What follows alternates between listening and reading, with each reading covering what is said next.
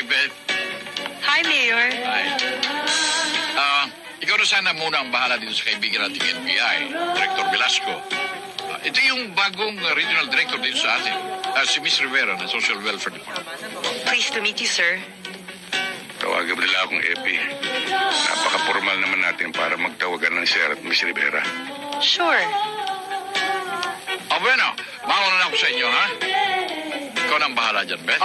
Sige, Mayor.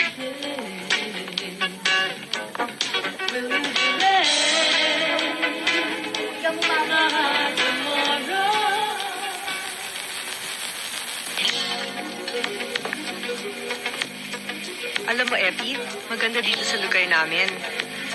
Madami kang tourist places na pwedeng puntahan. Kung sasamahan mo ko, bakit hindi? Kailangan ko lang siguro ng tourist guide. Sana mag-enjoy ka sa destino mo dito. Huwag kang mag-alala, nag-i-enjoy naman ako. Matatagalan ka ba dito sa destino mo? Ang totoo niyan, hindi ko alam. Nasa Maynila ang desisyon. Maaring marikol ako bukas, sa 1 linggo, o sa 1 taon. Dapat nga, bukas pa lang marikol ka na eh. Masyado nang mahaba ang pasiklab mo, Director Velasco. Marami ka nang naaapakan. Ginagawa ko lang trabaho ko. Wala akong intensyon makaapak ng iba. Pero alam ko, ang madalas matapakan, yung mga walang ginagawa, mga hipong tulog na tinatangay ng alon. Sige, tingnan natin kung sino matutulog sa atin.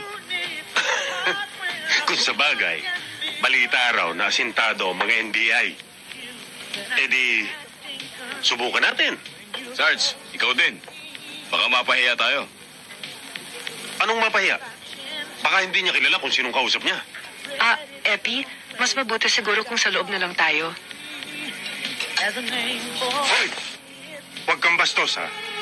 Kapag kinakausap ka namin, huwag mo kaming tatalikuran. Dito sa teritoryo namin, kailangang makisama ka. At para tumagal ka dito, kami ang kaibiganin mo. Kung kayo rin lang magiging kaibigan ko,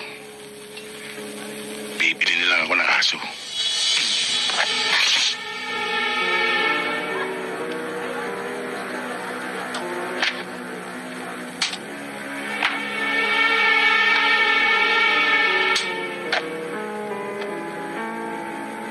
Kung gusto niyo magtagal, ako ang kaibiganin niyo.